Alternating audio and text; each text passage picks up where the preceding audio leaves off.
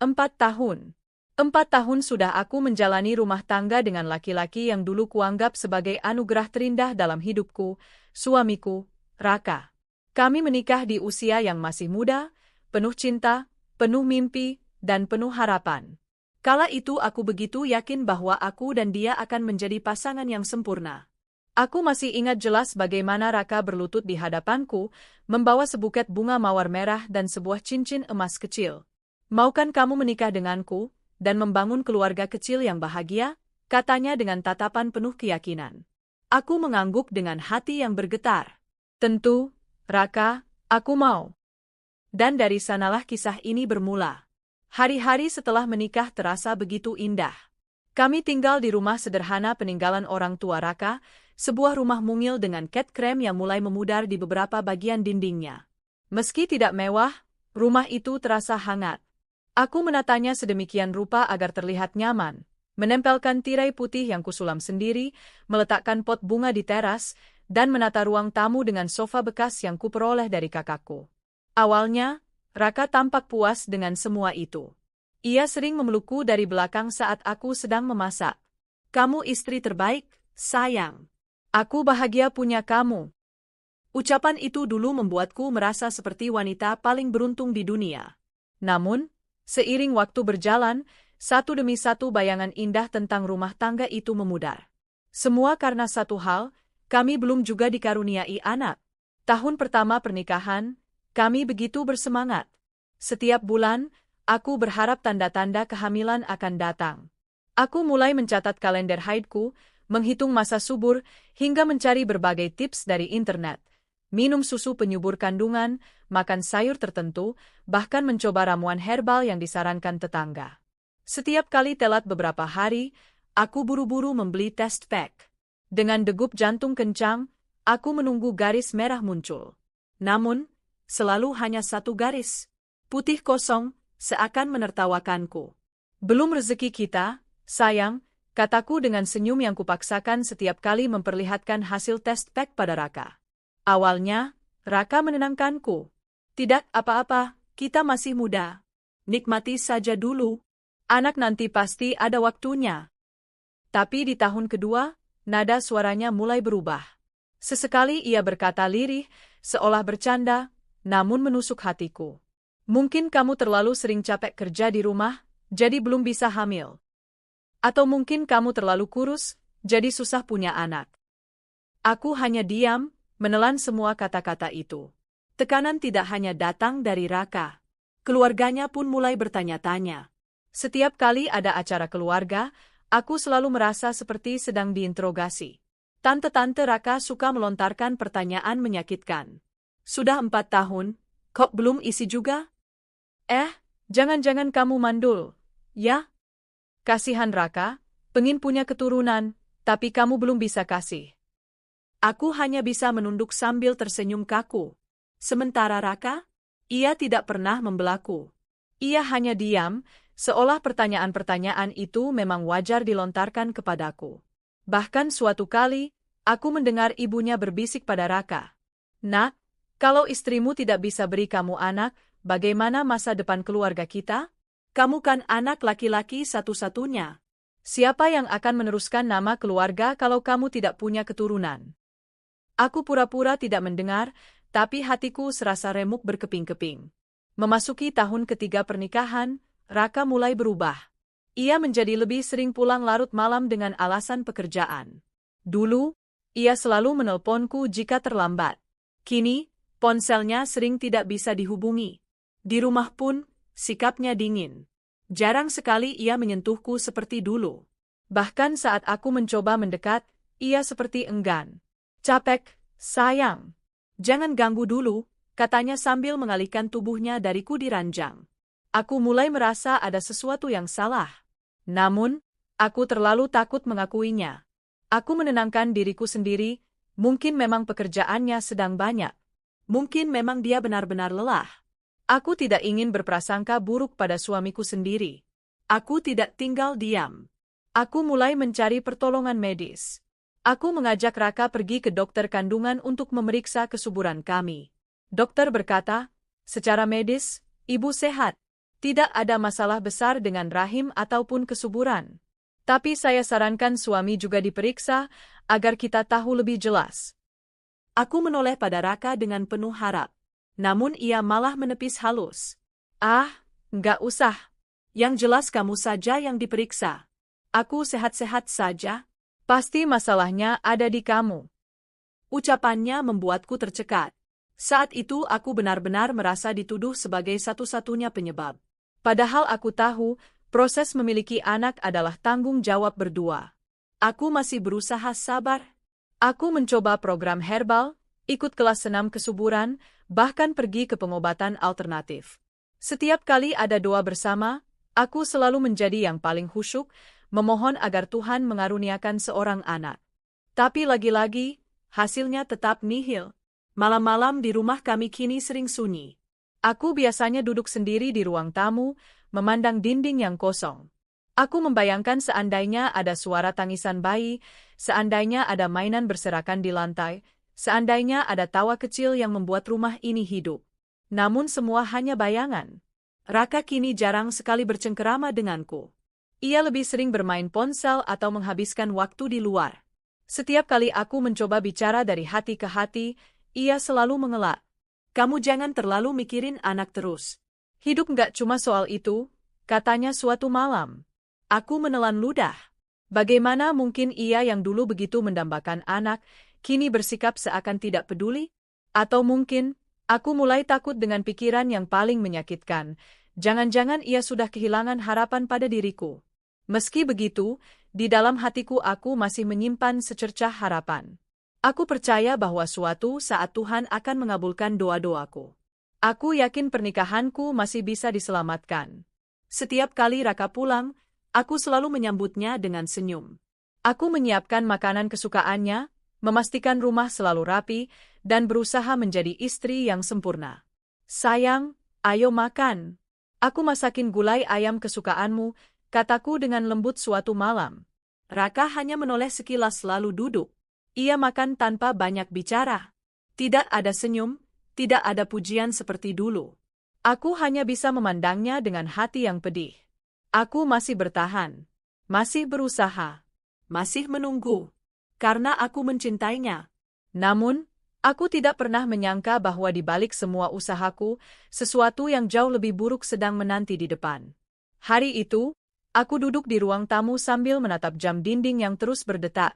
Pukul sudah menunjukkan jam 11 malam, tapi Raka belum juga pulang. Perutku sudah keroncongan karena sejak tadi aku menunggunya untuk makan malam bersama. Gulai ayam kesukaannya yang kubuat sore tadi sudah dingin di atas meja. Ku ketik pesan di ponsel. Sayang, kamu pulang jam berapa? Aku sudah nunggu makan bareng. Centang 2. Tidak dibalas. Aku mencoba menenangkan diri. Mungkin ia sedang sibuk rapat dengan klien, atau sedang ada pekerjaan penting. Tapi jauh di lubuk hati, ada rasa gelisah yang tak bisa kutepis. Raka akhir-akhir ini terlalu sering pulang larut malam. Kalaupun pulang, baunya tidak seperti biasanya. Kadang tercium wangi parfum wanita, kadang aroma rokok yang asing. Aku menggigit bibir, mencoba menepis semua pikiran buruk. Tidak, jangan berprasangka. Aku harus percaya pada suamiku. Namun malam itu, jam sudah lewat pukul 1 dini hari ketika akhirnya ku dengar suara motor Raka berhenti di halaman. Ia masuk dengan langkah tergesa, wajahnya tampak letih, tapi matanya bersinar dengan sesuatu yang tak bisa kugambarkan. Maaf, aku pulang terlambat, katanya singkat. Aku mencoba tersenyum. Kamu kerja lembur lagi. Raka hanya mengangguk, lalu langsung masuk kamar tanpa menoleh ke arah meja makan. Hatiku mencelos. Aku sudah berjam-jam menunggunya, menyiapkan makanan kesukaannya, tapi ia sama sekali tidak peduli. Beberapa hari kemudian, aku sedang membereskan cucian di halaman ketika tanpa sengaja aku melihat Raka berdiri di depan rumah dengan ponsel menempel di telinganya. Wajahnya tampak berbeda, ada senyum kecil yang jarang sekali kutemui belakangan ini. Ya, aku juga kangen. Nanti malam aku usahakan ketemu, ya, katanya pelan. Aku tersentak. Kata-kata itu jelas bukan ditujukan padaku. Raka bahkan tidak menyadari aku sedang memperhatikannya. Ia terlihat begitu bahagia, seakan sedang jatuh cinta. Hatiku terasa diremas. Jangan-jangan, benar? Aku berusaha menepis prasangka itu, tapi benih curiga mulai tumbuh semakin besar. Beberapa kali aku menemukan hal-hal aneh. Ada lipstik samar di kerah bajunya. Ada pesan singkat di ponselnya yang sempat kulihat sekilas, "Aku rindu kamu, Mas." Ketika kutanya, ia hanya marah. Kamu jangan suka kepo urusan aku. Itu cuma teman kerja. Jangan berpikiran aneh-aneh. Aku terdiam. Aku ingin percaya, tapi sikapnya membuatku semakin yakin ada sesuatu yang disembunyikan. Hari itu aku memutuskan untuk pergi ke kantor Raka tanpa memberitahunya. Aku ingin memberikan kejutan kecil, membawakan bekal makan siang. Aku membayangkan wajahnya akan senang melihat usahaku. Namun, sesampainya di sana, aku justru melihat sesuatu yang membuat kakiku gemetar. Dari kejauhan, aku melihat Raka berjalan keluar kantor bersama seorang wanita muda. Rambutnya panjang terurai, tubuhnya langsing, dan ia mengenakan dres merah yang menonjolkan lekuk tubuhnya. Wanita itu tersenyum manja pada Raka, bahkan berani menggandeng lengannya. Aku berdiri terpaku, seakan tubuhku membeku. Raka sama sekali tidak menyadari kehadiranku. Mereka berjalan begitu mesra menuju mobil. Hatiku seperti ditusuk berkali-kali. Semua curigaku terjawab sudah. Malamnya, aku memberanikan diri bertanya, "Raka, siapa wanita itu? Aku lihat kamu jalan sama dia siang tadi." Raka terdiam sesaat, lalu wajahnya berubah kesal. "Kamu ngikutin aku, ya? Jangan lebay, dia cuma teman kerja." "Enggak lebih. Tapi aku lihat sendiri dia gandeng tangan kamu, Rat. Itu bukan sikap teman biasa." Raka menghempaskan tubuhnya ke sofa. "Kenapa sih kamu jadi ribet begini? Kamu itu terlalu curiga." "Mungkin karena kamu nggak bisa kasih aku anak, jadi sekarang kerjaannya cuma nuduh-nuduh." Aku tercekat. Kata-kata itu seperti pisau yang menusuk dadaku. Air mataku menetes tanpa bisa kutahan. "Jadi, karena aku belum bisa hamil, kamu selingkuh?" Raka menatapku dengan dingin. "Aku capek, Nay. Aku pengen punya anak. Kamu tahu itu. Kalau kamu nggak bisa kasih, aku harus gimana? Aku juga butuh keturunan." Aku terisak. "Tapi kita bisa cari jalan lain, Rat. Kita bisa berobat, kita bisa usaha lagi." "Sudahlah," bentaknya. "Aku nggak mau bahas lagi." Dan sejak malam itu, aku tahu, ada orang ketiga yang sudah benar-benar masuk ke dalam rumah tangga kami. Namanya Dina. Aku baru tahu setelah beberapa hari kemudian, ketika tanpa sengaja aku membaca pesan WhatsApp di laptop Raka yang lupa ia lockout. "Dina, Mas, aku lagi mual-mual. Kayaknya aku hamil deh." "Anak kita, Mas." "Raka, serius? Beneran?" "Ya Allah, akhirnya aku jadi ayah juga. Aku bahagia banget, Din." Aku hampir pingsan membaca percakapan itu. Tanganku bergetar, mataku kabur oleh air mata. Jadi benar, bukan hanya selingkuh. Wanita itu bahkan mengaku hamil. Malam itu, aku konfrontasi lagi dengan Raka. "Apa benar Dina hamil?" tanyaku dengan suara bergetar. Raka terdiam sejenak, lalu tersenyum kecil, senyum yang tak pernah lagi ia tunjukkan padaku. "Iya, dia bilang dia hamil." "Aku bakal jadi ayah, Nay. Doa aku terkabul." Aku menutup mulutku dengan tangan, menahan isak. "Jadi kamu percaya begitu saja kalau itu anak kamu?" "Kenapa enggak? Selama ini kita enggak punya anak. Tapi sama dia, aku berhasil.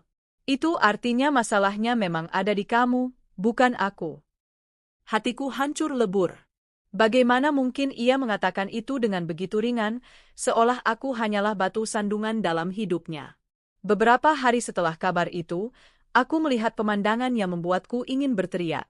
Dina datang ke rumah, dengan percaya diri. Ia duduk di ruang tamu, sementara Raka sibuk menyiapkan minuman untuknya. Aku berdiri di ambang pintu, tubuhku gemetar. "Raka, kenapa dia ada di sini?"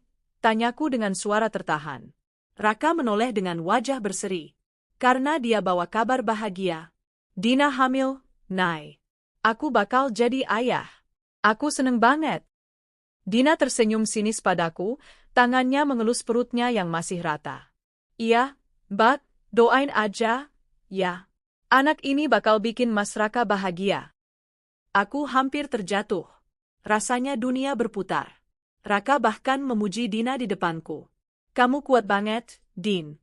Kamu bikin aku percaya kalau aku bisa jadi seorang ayah. Aku bangga sama kamu. Kalimat itu seperti palu godam yang menghancurkan seluruh diriku.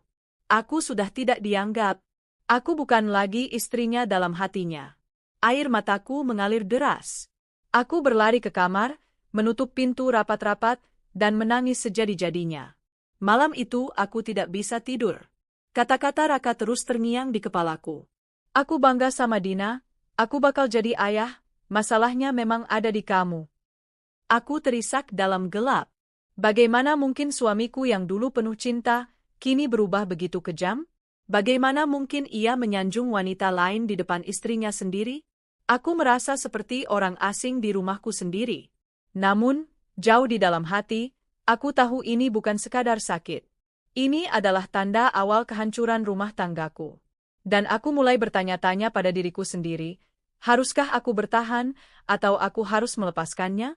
Hari-hari setelah kabar Dina hamil terasa seperti mimpi buruk yang tak berkesudahan. Rumah yang dulu hangat kini berubah dingin.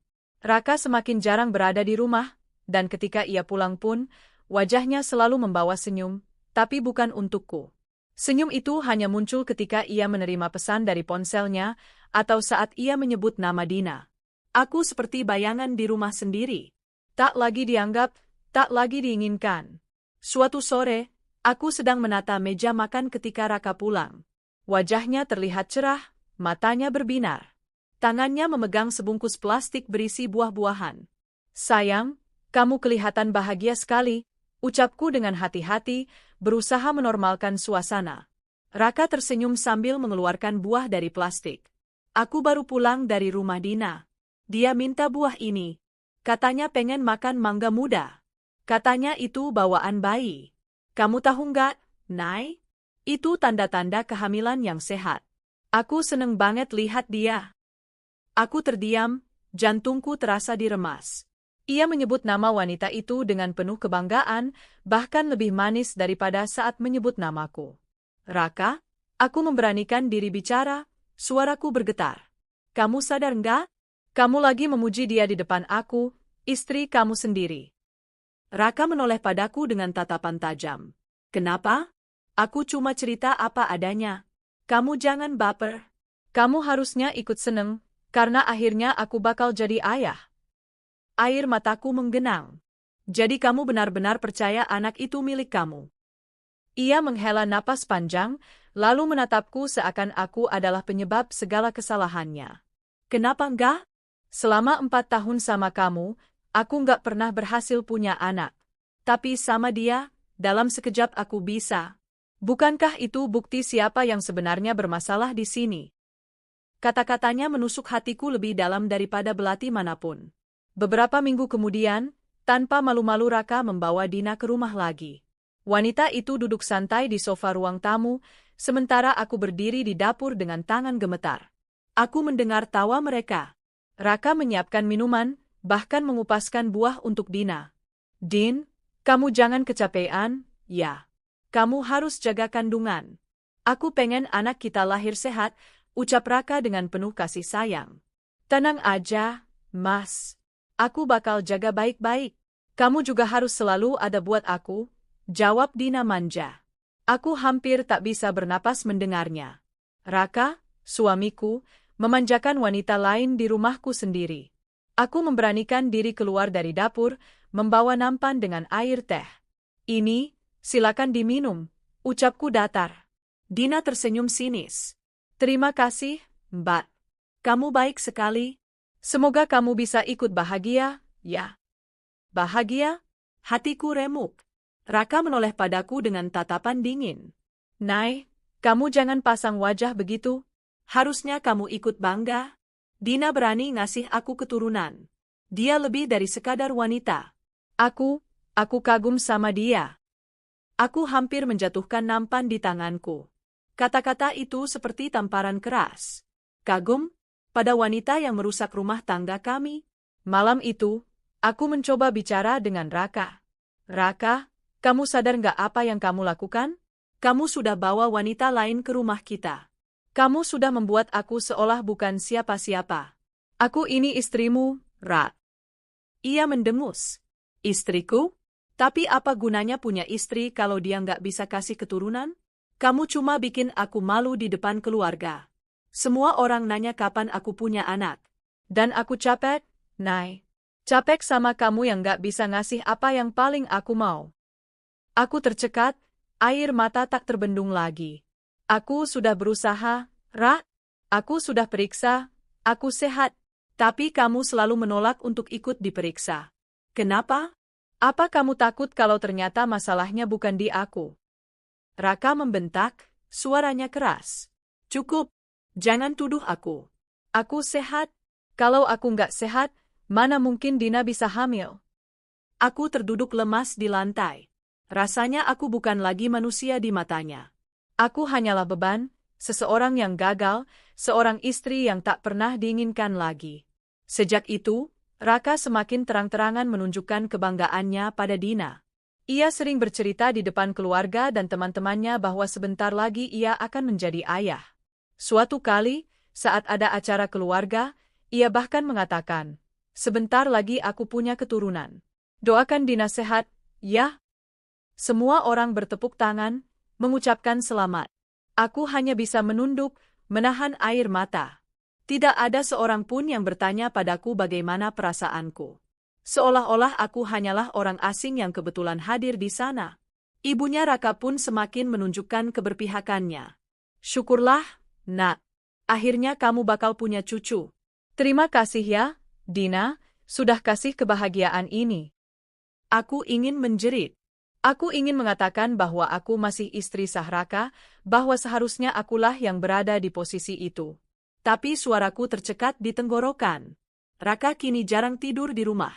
Ia lebih sering bersama Dina, menemani wanita itu ke dokter kandungan, menyiapkan segala kebutuhan kehamilannya. Aku sering duduk sendirian di kamar, memeluk bantal sambil menangis. Foto pernikahan kami masih terpajang di dinding, menatapku seolah menertawakan kebodohanku yang percaya pada janji setia. Kenapa, Tuhan? Apa aku memang tidak pantas jadi ibu? Apa aku memang harus menanggung semua ini sendiri? Gumamku di tengah malam.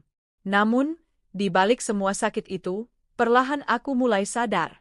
Raka bukan lagi laki-laki yang kucintai dulu. Ia sudah berubah, dan mungkin aku harus mulai memikirkan diriku sendiri. Puncaknya terjadi pada suatu malam. Raka pulang dengan wajah berbinar, membawa sebuah foto USG. Ia langsung menunjukkannya padaku. "Nay, lihat. Ini anakku. Anakku, Nay. Dina hamil beneran. Aku bisa lihat bayinya di sini."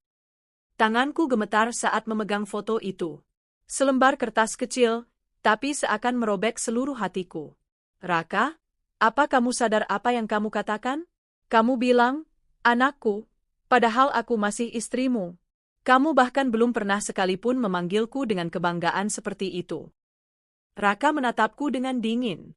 "Karena kamu nggak pernah bisa kasih aku ini. Kamu cuma bikin aku menunggu sia-sia." "Maaf, Nay, tapi aku lebih bahagia sama Dina." Aku menatapnya dengan air mata berlinang. "Jadi, kamu hina aku hanya karena aku belum bisa kasih anak?" Raka mengangguk pelan, tanpa rasa bersalah. "Ya, karena untuk seorang pria, punya keturunan itu harga diri. Dan kamu sudah gagal memberikannya padaku." Aku terdiam.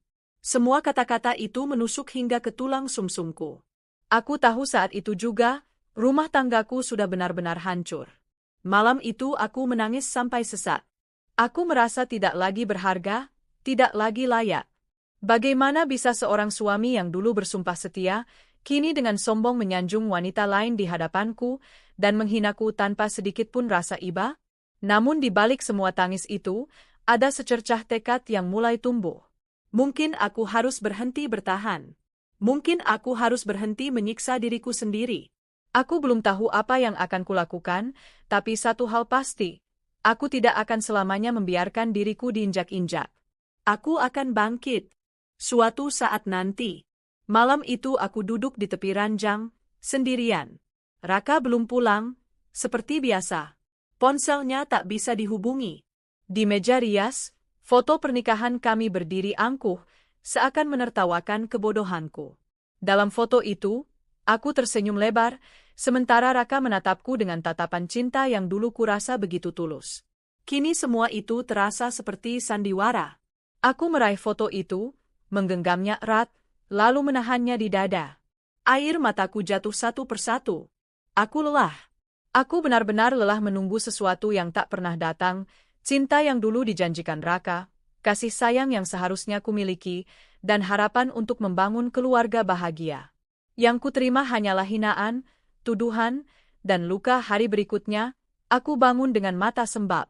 Aku menatap cermin dan nyaris tak mengenali diriku sendiri. Wajah pucat, lingkaran hitam di bawah mata, bibir kering, tubuh lemah. Apakah ini aku? Apakah ini perempuan yang dulu penuh harapan dan cinta? Aku menatap cermin lebih lama, lalu berbisik pada bayanganku sendiri. Cukup, aku tidak boleh terus seperti ini. Itulah kali pertama dalam hidupku aku merasa benar-benar harus memilih. Tetap bertahan dalam rumah tangga yang hanya memberi luka, atau melepaskan semua demi menyelamatkan diriku sendiri. Beberapa hari kemudian, Raka pulang larut malam. Aku sudah menunggunya dengan hati yang penuh gejolak. Kali ini aku tidak ingin diam lagi. Begitu ia masuk rumah, aku langsung menyapanya. Raka, kita perlu bicara. Ia terlihat malas. Apalagi, Nay? Aku capek. Aku menahan napas. Aku nggak peduli kamu capek atau enggak. Aku nggak tahan lagi hidup seperti ini. Kamu bawa wanita lain ke rumah, kamu hina aku, kamu puji dia di depan mataku. Aku masih istri sah kamu, Rak? Apa kamu nggak malu? Raka tertawa sinis. Malu? Justru aku malu karena sampai sekarang kamu nggak bisa kasih aku keturunan. Dina bisa. Itu yang bikin aku bangga sama dia. Aku terdiam sejenak, menahan sakit. Lalu dengan suara bergetar, aku berkata, kalau memang kamu sudah tidak menganggap aku istri kamu lagi, kalau kamu sudah lebih memilih dia daripada aku, maka lepaskan aku. Rak, ceraikan aku. Raka terbelalak. Apa? Aku menatap matanya yang kini penuh keterkejutan. Ya, ceraikan aku. Aku tidak mau lagi jadi istri yang hanya jadi tontonan hinaanmu. Aku tidak mau lagi diperlakukan seperti sampah di rumahku sendiri. Raka menghela napas panjang, lalu menyandarkan tubuhnya di sofa. Kamu yakin? Jangan menyesal nanti. Kamu bakal hidup sendiri, nggak punya siapa-siapa. Aku masih mau kamu di sini, asal kamu terima kalau aku juga punya Dina. Dadaku berguncang mendengar ucapannya. Jadi selama ini ia berharap aku rela dimadu? Dipaksa berbagi dengan pelakor yang merusak rumah tanggaku? Dengan tegas aku menggeleng. Tidak, Rak. Aku lebih memilih hidup sendiri daripada hidup bersama suami yang tidak setia. Beberapa hari setelah pertengkaran besar itu, aku benar-benar menyiapkan semuanya. Aku menghubungi seorang pengacara lewat rekomendasi temanku. Aku jelaskan keadaanku, air mata tak henti jatuh ketika aku menceritakan kisahku. Pengacara itu menatapku penuh empati. Mbak, perceraian memang keputusan berat. Tapi kalau suami sudah tidak bisa menghargai, bertahan hanya akan menyiksa diri sendiri. Saya akan bantu prosesnya. Aku mengangguk dengan hati bergetar. Terima kasih, Pak. Saya sudah bulat. Saya ingin bercerai. Hari itu juga aku mulai mengumpulkan dokumen, buku nikah, KTP, dan semua syarat yang dibutuhkan. Tanganku gemetar setiap kali menyentuh dokumen pernikahan kami. Semua kenangan manis berputar di kepalaku. Janji di pelaminan, doa restu orang tua, senyum bahagia saat kami memulai hidup bersama. Namun aku tahu, semua itu sudah berakhir. Ketika surat gugatan cerai akhirnya sampai ke tangan Raka, ia marah besar. Kamu gila, Nay. Kamu berani gugat cerai aku. Aku menatapnya dengan mata yang masih basah. Aku tidak gila, Rat. Aku hanya ingin mengakhiri penderitaan ini. Kamu sudah tidak cinta lagi, kan? Kamu sudah punya wanita lain. Jadi apa lagi yang harus kita pertahankan? Raka mendengus. Kamu pikir kamu bisa hidup tanpa aku? Kamu nggak punya siapa-siapa. Kamu nggak bisa kasih aku anak. Kamu pikir ada laki-laki yang mau sama kamu nanti? Aku menatapnya dengan penuh luka, tapi kali ini aku tidak gentar. Lebih baik aku hidup sendirian daripada hidup bersama laki-laki yang tidak setia. Dan soal anak, Tuhan yang tahu. Aku percaya suatu saat aku akan punya. Tanpa kamu. Raka terdiam sesaat, lalu tertawa dingin. Baik, kalau itu maumu, aku kabulkan. Anggap saja kamu yang buang aku, bukan aku yang buang kamu. Hatiku bergetar. Meski aku sudah mantap bercerai, mendengar ucapan itu tetap membuatku sakit. Tapi aku tahu, aku harus kuat. Hari sidang tiba. Aku datang dengan pakaian sederhana, wajahku pucat tapi tekadku bulat. Raka datang dengan penuh percaya diri, bahkan Dina ikut menemaninya. Wanita itu berdiri di sampingnya dengan perut yang mulai membesar, wajahnya penuh senyum seakan ingin menertawakanku. Aku menunduk, menahan air mata. Aku tidak boleh lemah. Aku harus tegar. Di depan hakim, aku mengutarakan alasanku, perselingkuhan, penghinaan, dan ketidaksetiaan. Suaraku bergetar, tapi aku berhasil menceritakan semuanya. Raka mencoba membela diri, tapi buktinya terlalu jelas. Hakim akhirnya mengetukkan palu. Perceraian ini resmi diputuskan. Saat kata-kata itu terdengar, dadaku terasa hampa. Aku resmi bukan lagi istri Raka. Aku menatap cincin kawin di jariku, lalu melepaskannya perlahan. Air mataku jatuh, tapi ada juga rasa lega yang samar. Aku bebas. Aku kembali ke rumah untuk mengemasi barang-barangku. Rumah itu kini terasa asing, bukan lagi rumah yang dulu kuimpikan. Aku memasukkan pakaian, buku, dan beberapa barang pribadi ke dalam koper. Raka berdiri di pintu, menatapku tanpa ekspresi. Jadi benar kamu pergi? Aku berhenti sejenak, lalu menoleh. Ya. Terima kasih sudah mengajarkan aku apa arti kesetiaan, meski dengan cara yang menyakitkan. Semoga kamu bahagia dengan pilihanmu. Dina tiba-tiba muncul dari balik tubuh Raka, tersenyum sinis. Tenang aja, Mbak. Aku bakal jaga Mas Raka baik-baik. Kamu nggak usah khawatir. Aku tersenyum getir. Silakan. Tapi ingat, kebahagiaan yang dibangun dari air mata orang lain tidak akan pernah langgeng. Dengan langkah mantap, aku meninggalkan rumah itu. Tidak menoleh lagi, aku pindah ke rumah kontrakan kecil milik seorang teman. Hidupku sederhana, tapi untuk pertama kalinya aku merasa bebas. Aku tidak lagi harus mendengar hinaan, tidak lagi harus melihat pengkhianatan di depan mata. Malam itu, aku duduk di lantai, menatap langit-langit kosong. Hatiku masih sakit, tapi di balik itu ada ketenangan baru. Aku berbisik pada diriku sendiri, aku akan bangkit. Aku akan membangun hidupku kembali. Tanpa dia. Dan di dalam hatiku, aku tahu, perceraian ini memang pahit, tapi justru inilah awal dari perjalanan baru yang akan membawaku ke tempat yang lebih baik. Hari-hari setelah perceraian terasa asing bagiku. Setelah 4 tahun terbiasa hidup dengan Raka, kini aku benar-benar sendiri. Tak ada lagi suami yang pulang larut malam, tak ada lagi suara bentakan, tak ada lagi hinaan. Malam-malamku sepi, tapi entah mengapa sepi itu terasa lebih menenangkan daripada kebisingan luka yang dulu selalu ia bawa. Aku menatap diriku di cermin. Wajahku pucat, tapi mataku lebih tenang. Untuk pertama kalinya, aku merasa bebas. Aku tahu aku tidak bisa selamanya larut dalam kesedihan. Aku harus bangkit, membangun kembali hidupku. Maka aku mulai dari hal-hal kecil, merapikan rumah kontrakan kecil yang kutempati, menata ulang pakaian, dan menyibukkan diri dengan pekerjaan. Aku bekerja sebagai sekretaris di sebuah perusahaan besar. Pekerjaanku memang melelahkan, tapi setidaknya aku bisa mengalihkan pikiranku dari semua luka masa lalu. Setiap pagi, aku bangun lebih awal, menyiapkan sarapan sederhana, lalu berangkat kerja dengan penuh semangat. Aku belajar tersenyum lagi, meski awalnya terasa berat.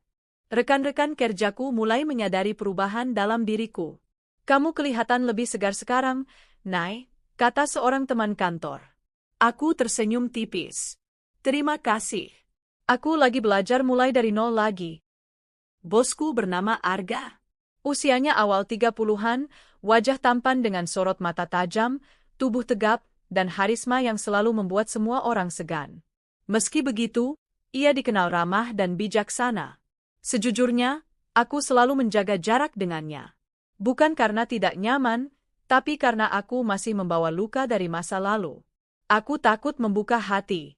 Namun, entah bagaimana, Arga mulai memperhatikan aku lebih dari biasanya. Suatu hari, saat aku menyerahkan laporan, ia menatapku lekat-lekat.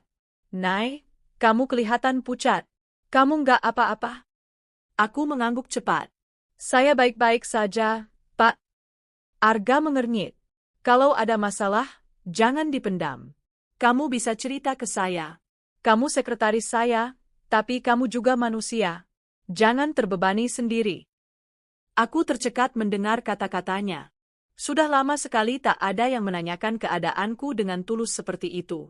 Air mataku hampir jatuh, tapi kutahan sekuat tenaga. Beberapa minggu kemudian, saat lembur di kantor, aku dan Arga kebetulan tinggal berdua. Suasana hening, hanya ada suara ketikan keyboard. Tiba-tiba Arga berkata, "Nay, boleh saya tanya sesuatu? Kamu sudah menikah, kan?" Aku terdiam. Kata-kata itu menyentil luka lamaku. Aku menarik napas panjang. "Saya sudah menikah, tapi sudah bercerai." Arga menoleh, matanya tampak terkejut. "Maaf, saya nggak tahu." Aku tersenyum pahit. "Nggak apa-apa. Itu memang kenyataannya." Malam itu, entah mengapa aku bercerita tentang rumah tanggaku, tentang Raka yang berselingkuh, tentang pelakor yang hamil, tentang hinaan yang kuterima, hingga akhirnya aku memilih bercerai. Arga mendengarkan dengan seksama, tanpa menyela. Setelah aku selesai, ia berkata pelan, "Kamu wanita kuat, Nay. Butuh keberanian besar untuk melepaskan sesuatu yang selama ini kamu genggam, meski itu menyakitkan. Kamu pantas dapat yang lebih baik." Kata-kata itu menembus hatiku. Aku menunduk, air mataku jatuh tanpa bisa kucegah. Sejak malam itu, Arga semakin sering memperhatikanku. Ia tak pernah berlebihan, tapi sikapnya membuatku merasa dihargai. "Jangan kerja terlalu larut, nanti sakit. Kalau ada rapat penting, kamu duduk di sebelah saya. Saya butuh kamu. Kalau capek, istirahat, jangan dipaksa." Hal-hal kecil yang dulu tak pernah kudapat dari Raka, kini kudapat dari Arga. Aku mulai merasa nyaman berada di dekatnya. Setiap kali ia tersenyum, ada kehangatan yang merembes masuk ke hatiku. Namun aku masih menahan diri. Aku takut jatuh cinta lagi, takut terluka lagi. Suatu sore, setelah rapat panjang, Arga mengajakku minum kopi di kafe dekat kantor. Awalnya aku ragu, tapi akhirnya aku ikut. Di sana, ia menatapku dalam-dalam. "Nay, ada sesuatu yang ingin saya katakan. Mungkin ini terlalu cepat, tapi saya nggak bisa pura-pura lagi." Aku menelan ludah. "Apa, Pak?" Arga tersenyum kecil. "Saya suka kamu. Sejak lama. Saya lihat kamu berjuang, saya lihat kamu tegar, dan itu membuat saya kagum. Saya tahu kamu masih trauma, tapi saya ingin kamu tahu, saya ingin jadi bagian dari hidup kamu." Aku terdiam, jantungku berdetak kencang. Kata-kata itu terlalu indah, tapi juga menakutkan. "Pak Arga, saya takut. Saya baru saja keluar dari pernikahan yang hancur. Saya nggak mau salah lagi."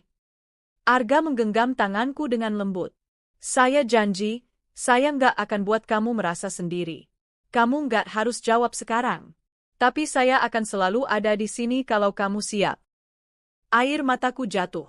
Untuk pertama kalinya, aku merasa dilihat sebagai wanita, bukan sekadar istri yang gagal. Waktu berjalan, dan perlahan aku membuka hati. Arga menunjukkan ketulusannya dengan cara yang sederhana.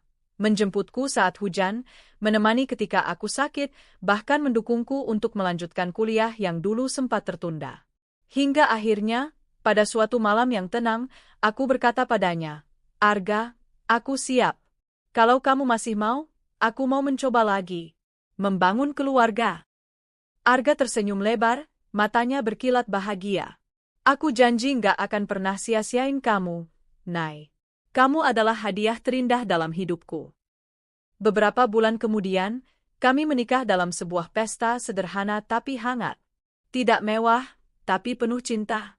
Aku mengenakan gaun putih sederhana, dan Arga menatapku seakan aku adalah satu-satunya wanita di dunia. Saat ijab kabul terucap, air mataku mengalir deras. Bukan karena sedih, tapi karena bahagia. Setahun setelah pernikahan, Tuhan memberiku anugerah yang selama ini kuimpikan, aku hamil. Ketika dokter mengatakan itu, aku menangis sejadi-jadinya di pelukan Arga. Arga, aku hamil. Aku bakal jadi ibu. Arga menatapku dengan mata berkaca-kaca, lalu memelukku erat. Alhamdulillah, ini doa yang akhirnya dikabulkan. Kamu bakal jadi ibu terbaik, Nay. Aku yakin. Kehamilanku berjalan lancar. Arga selalu ada di sisiku, menemaniku ke dokter, menyiapkan makanan sehat, bahkan mengusap perutku sambil berbicara dengan bayi kami. 9 bulan kemudian, aku melahirkan seorang bayi laki-laki yang tampan. Saat pertama kali ku dengar tangisannya, seluruh sakit masa laluku seakan sirna. Aku memandang bayi mungil itu sambil terisak. Nak, akhirnya kamu datang juga. Kamu bukti bahwa ibumu tidak mandul, seperti yang dulu orang-orang katakan. Arga mencium keningku. Terima kasih sudah kasih aku keluarga, Nay. Kamu, aku, dan anak kita lengkap sekarang. Hari-hariku kini penuh tawa. Tangisan bayi di malam hari, aroma susu, mainan berserakan di lantai. Semua itu yang dulu hanya jadi mimpi, kini benar-benar ada di hadapanku. Aku menatap Arga yang sedang menggendong anak kami. Ia tersenyum, lalu menoleh padaku. Nay, lihat, dia mirip kamu. Aku tertawa kecil, air mataku menetes. Terima kasih, Arga. Kamu buktikan bahwa aku pantas bahagia. Aku sadar, perceraian dengan Raka dulu memang pahit. Tapi tanpa itu, aku tidak akan pernah sampai pada titik ini.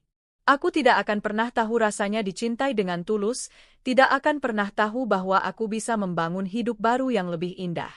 Dan aku berjanji pada diriku sendiri, aku tidak akan pernah lagi menoleh ke belakang.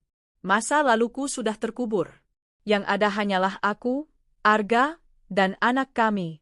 Kebahagiaan sejatiku. Pagi itu seperti biasa. Matahari bersinar lembut, burung-burung berkicau di luar jendela. Aku sibuk menyiapkan bekal untuk Arga dan menyiapkan baju anak kami, Revan, yang kini berusia 2 tahun. Anak kecil itu lincah, wajahnya manis dengan senyum yang selalu mengingatkanku pada kebahagiaan baru yang Tuhan hadiahkan. Bunda, Revan mau ikut ayah kerja, katanya dengan suara cadel. Aku terkekeh, mengelus rambutnya. Nggak bisa, sayang. Ayah kerja, kamu ikut bunda aja main di taman, ya. Arga keluar dari kamar, rapi dengan jas abu-abu, wajahnya berseri-seri. Ia mencium keningku, lalu menggendong Revan. Kalau kamu pengen ikut ayah kerja, nanti pas gede ya. Sekarang main dulu sama bunda. Revan merengut, tapi akhirnya tertawa. Kehangatan itu membuat hatiku bergetar bahagia. Aku tak pernah menyangka hidupku akan seindah ini setelah semua luka dulu. Aku tak tahu, hari itu akan mempertemukanku lagi dengan masa lalu yang sudah kukubur dalam-dalam. Sore itu, aku diajak Arga menghadiri acara reuni dan gathering perusahaan mitra. Sebagai istri CEO, tentu aku harus menemaninya. Aku mengenakan gaun sederhana berwarna biru muda, rambutku kutata rapi. Revan ikut bersama kami, karena Arga ingin memperkenalkan keluarga kecilnya. Ruangan hotel tempat acara itu digelar penuh dengan orang-orang penting. Aku merasa canggung, tapi Arga selalu menggenggam tanganku, menenangkan. Nggak usah khawatir, kamu nggak sendirian, bisiknya. Aku tersenyum lega, tapi tiba-tiba langkahku terhenti. Mataku menangkap sosok yang tak asing, seseorang yang selama ini berusaha kulupakan. Raka, mantan suamiku. Raka berdiri di pojok ruangan, berbincang dengan beberapa orang. Ia terlihat berbeda, wajahnya lebih tirus, kantung matanya jelas, rambutnya agak berantakan. Tidak ada aura percaya diri seperti dulu. Saat matanya bertemu denganku, ia membeku. Gelas di tangannya hampir terjatuh. Wajahnya pucat, seolah melihat hantu. Aku menegakkan tubuhku. Tidak ada lagi rasa takut, Yang ada hanya ketenangan, dan sedikit rasa puas melihat kondisinya yang berbanding terbalik dengan dulu. Sayang, itu siapa? Tanya Arga, menyadari tatapanku. Aku menarik napas. Itu, masa laluku. Mantan suami. Arga mengangguk paham, menggenggam tanganku lebih erat. Kalau kamu nggak nyaman, kita bisa pergi. Aku menggeleng. Enggak. Aku ingin dia lihat kenyataan. Raka akhirnya memberanikan diri mendekat. Wajahnya tampak kaku, matanya tak lepas dari Revan yang digendong Arga. Naila, suaranya bergetar. Itu, anakmu? Aku tersenyum tipis. Ya. Ini Revan, anakku. Anak kami. Arga menoleh sebentar, lalu memperkenalkan diri dengan sopan namun penuh wibawa. Arga, suami Naila. Senang bertemu denganmu. Raka menelan ludah, wajahnya pucat pasi. Ia masih memandangi Revan dengan mata berkaca-kaca. Jadi, kamu bisa punya anak? Pertanyaan itu membuatku teringat pada luka lama, saat ia menghina dan menuduhku mandul. Tapi kini, aku tidak lagi merasa hancur. Aku justru merasa kuat. Aku menatapnya tajam. Ya, aku bisa. Sejak dulu aku bisa. Hanya saja, Tuhan tidak menitipkan anakku padamu. Kata-kataku bagai belati yang menancap di dadanya. Raka tampak goyah. Ia menarik napas panjang, suaranya serak. Aku bodoh. Aku sudah menghancurkanmu.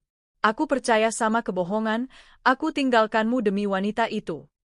Aku menahan senyum pahit. Wanita itu mana? Kok enggak kelihatan? Raka menunduk, wajahnya penuh penyesalan. Dia sudah pergi. Setelah anak yang kukira anakku, ternyata bukan. Aku berpura-pura terkejut.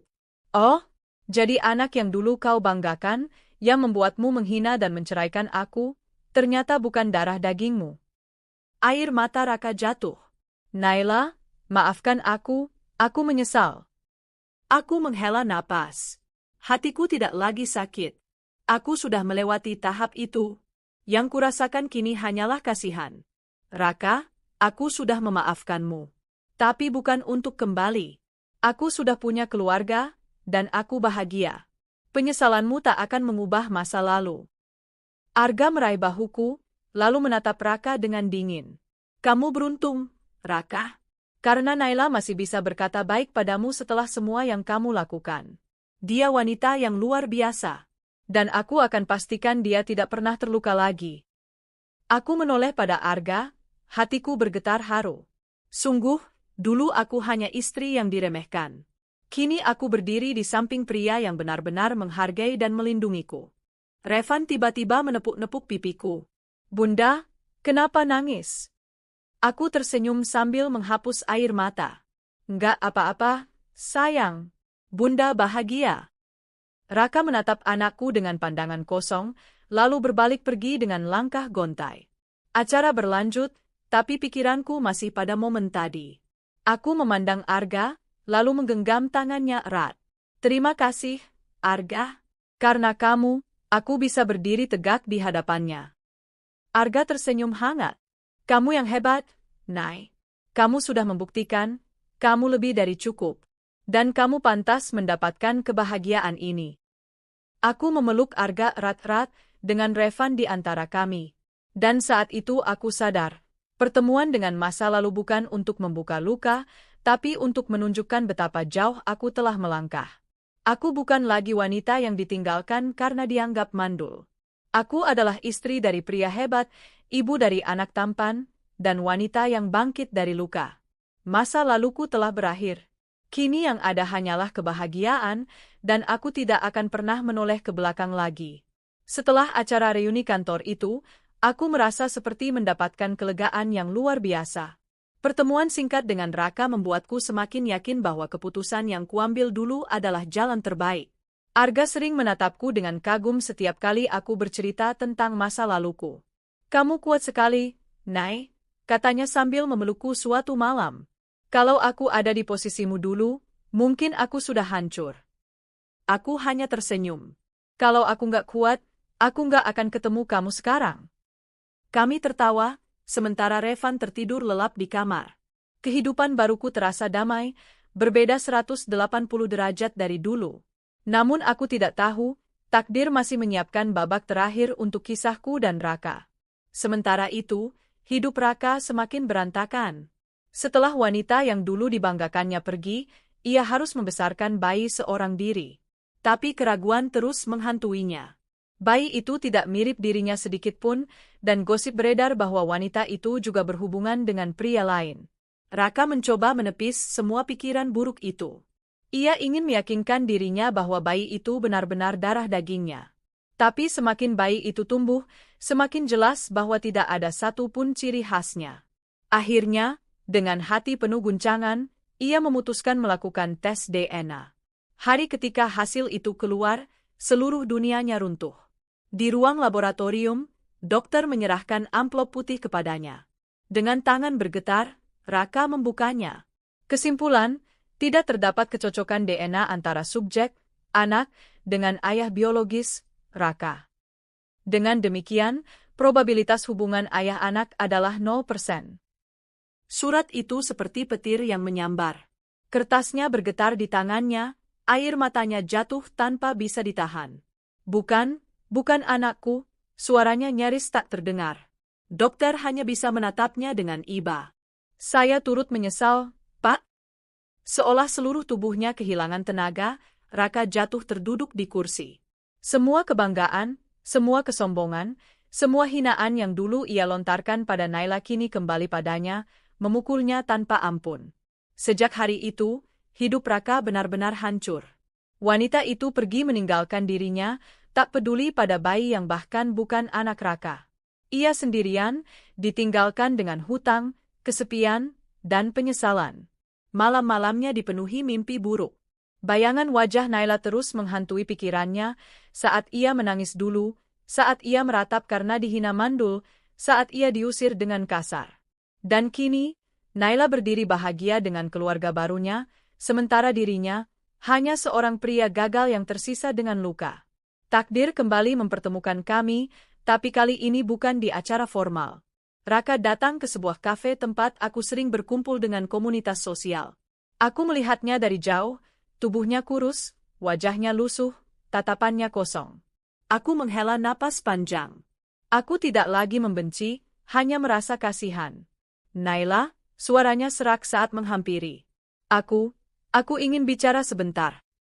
Aku menatapnya. Baiklah, tapi singkat saja. Kami duduk berhadapan. Raka menunduk lama, sebelum akhirnya berkata dengan suara pecah, "Anak itu, bukan anakku. Aku sudah tes DNA. Semua yang kulakukan dulu, semua pengorbanan yang kubuang sia-sia. Aku hancur, Nay." Aku terdiam sejenak. Ada rasa puas, tapi juga iba. "Raka," kataku pelan, "itulah akibat dari pilihanmu. Kamu lebih percaya pada kebohongan daripada pada orang yang tulus mencintaimu. Kamu menuduhku, menghina aku, meninggalkan aku, dan sekarang kamu menuai hasilnya." Air mata Raka jatuh deras. Aku ingin minta maaf. Aku tahu aku nggak pantas, tapi aku sungguh menyesal." Aku menatapnya dengan tegas. "Aku sudah memaafkanmu, tapi bukan berarti aku akan kembali. Hidupku sudah berbeda sekarang. Aku punya suami yang menghargai aku, dan anak yang jadi kebahagiaanku. Penyesalanmu tidak akan mengubah apapun." Saat aku berdiri untuk pergi, Arga datang menjemputku. Revan ikut bersamanya, tertawa kecil sambil berlari ke arahku. "Benar?" Aku menggendongnya, mencium pipinya. Raka terpaku, matanya merah, melihat aku bersama keluarga baruku. Ada rasa sakit yang jelas di wajahnya, tapi aku tidak lagi peduli. Arga melingkarkan lengannya di bahuku, menatap Raka sekilas. "Kamu seharusnya sadar dari dulu, Raka. Wanita sebaik Naila nggak pantas diperlakukan seperti itu.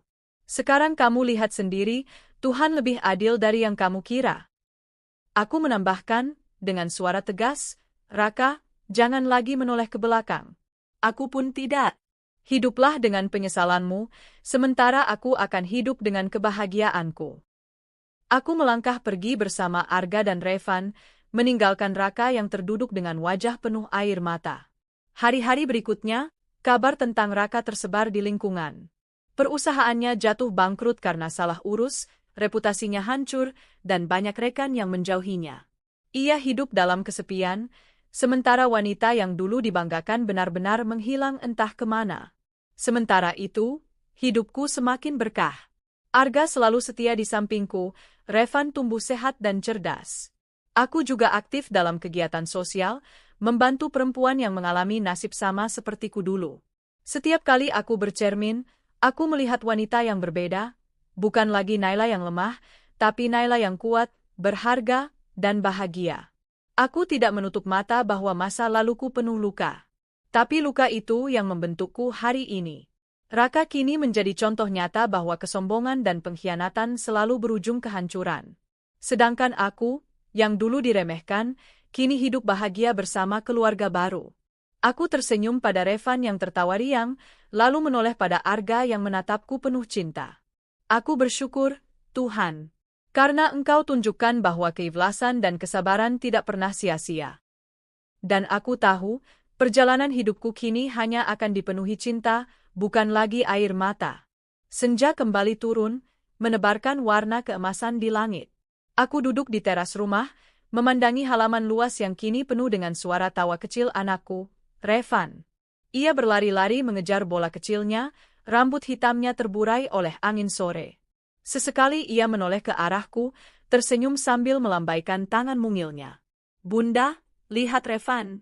Gol lagi, serunya riang. Aku tertawa kecil, melambaikan tangan balasan. Hebat, nak. Di sebelahku, Arga duduk santai dengan kemeja rumah yang sederhana. Tangannya menggenggam segelas kopi hangat, matanya tak pernah lepas memandangku. Pandangan itu selalu sama sejak pertama kali ia melamarku, hangat, tulus, dan penuh cinta yang menenangkan. Aku selalu suka melihat kalian, katanya pelan, seolah berbicara pada dirinya sendiri. Aku menoleh. Siapa? Aku dan Revan. Iya. Senyum kalian selalu jadi alasan aku pulang cepat setiap hari. Hatiku bergetar. Sederhana, tapi itulah yang membedakan Arga dengan Raka dulu. Arga tidak pernah meremehkan, tidak pernah menuntut lebih, dan selalu menghargai hal-hal kecil.